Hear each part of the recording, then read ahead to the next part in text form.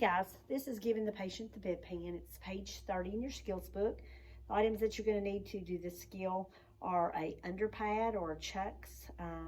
There to protect the bed. You're going to need a towel to cover the bedpan. You're going to need several pairs of gloves, 3 pairs of gloves to be specific. Your skills evaluator may allow you to verbalize this, but you need to ask that when you get there. Otherwise, I'm going to show you actually using all of the pairs of gloves. You're going to need a pan to do perineal care and some washcloths, toilet paper, as well as a towel to dry the patient or resident when you do the bedpan. So here we go. Hello, Mr. Jones, Miss Compton. I'm here to put you on the bedpan. You're going to wash your hands. You're going to provide for privacy. And go ahead and raise the bed rails.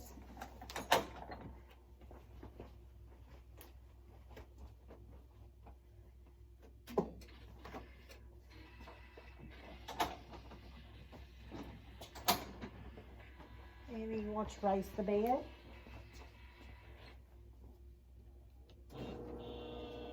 We do not use a bath blanket for this skill because in real life, obviously a resident or a patient that needs the bedpan they're gonna need you to work quickly. Lower the side rail on the side that you're on. Again, I always move my table. I'm gonna grab my gloves at this point.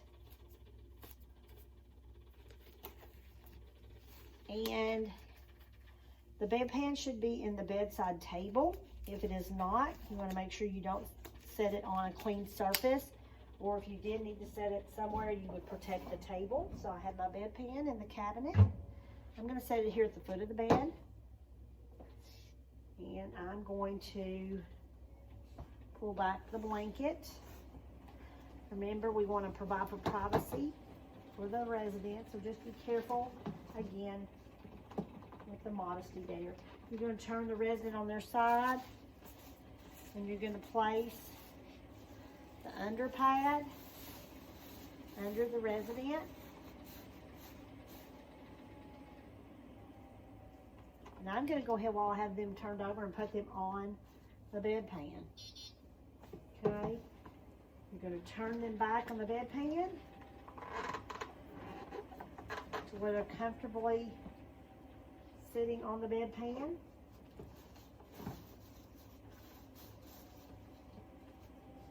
All right.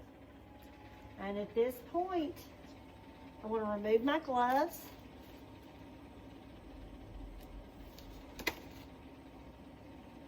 Raise my rail.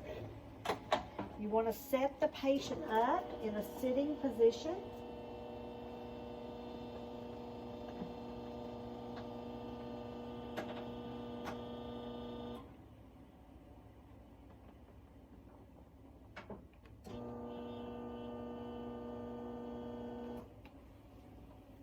Give them the call light, and we want to lower the beds the next thing, because the resident is not going to,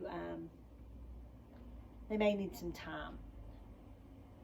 And honestly, in the real life setting, sometimes they go very quickly. They've been waiting, and they're very anxious to use the bedpan. So sometimes you're taking care of this need right while you're in the room, and you don't have to leave, but we're preparing this skill as if you need to leave the resident to go to another room. So make sure they have the call light. Here's your call light, Mr. Jones. I always like to go ahead and give them some toilet tissue. There's some toilet tissue. I'm going to wash my hands, and I'm going to pull my curtain back. And then again, they have their call light. Mr. Jones, when you need me, you turn that call light back on and I'll be back. All right, so time has passed. He has turned on his signal light now. When I come in the room, I need to wash my hands again. I need to pull the curtain. And this is where I always get tripped up, not gonna lie. I always want to raise the bed rail without putting gloves on first, but according to the way this skill is written, they ask you to put your gloves on first. Not exactly sure why we do that, because we've trained you not to touch the bed rails. But that's how it's written, so I'm going to show you exactly how that skills packet shows you. So put your gloves on, then raise the rails.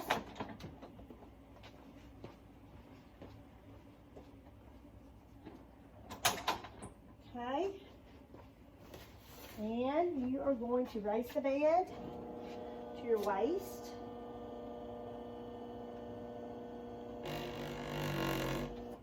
You want to lower the head.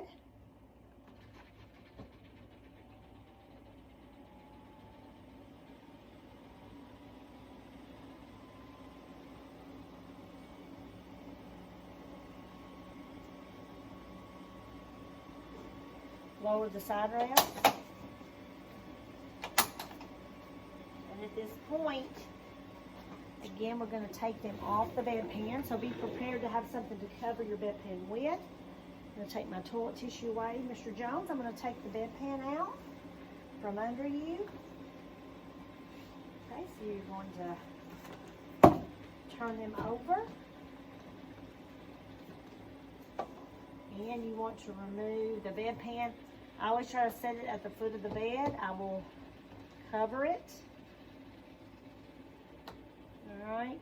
And then I'm going to provide perineal care, okay?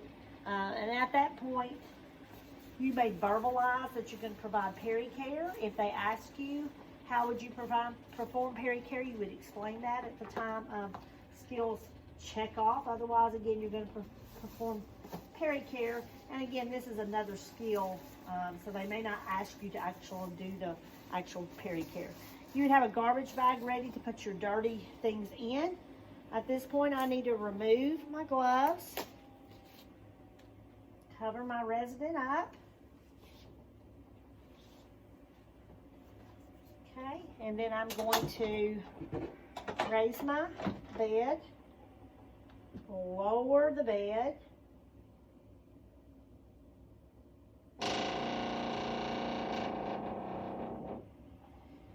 Lower the bed, lower the side rails.